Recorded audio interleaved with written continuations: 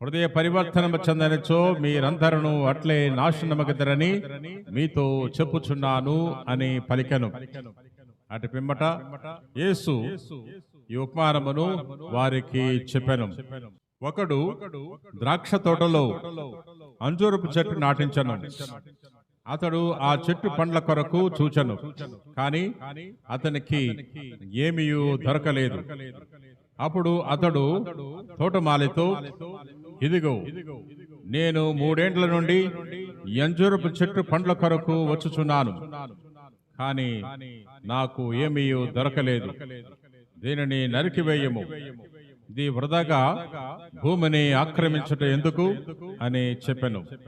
అందులకు తోటమాలి, అయ్యా, ఇంకొక 7 ఓపిక పట్టుడు, నేను దీని చుట్టూ పాదు చేసి ఎరువేసి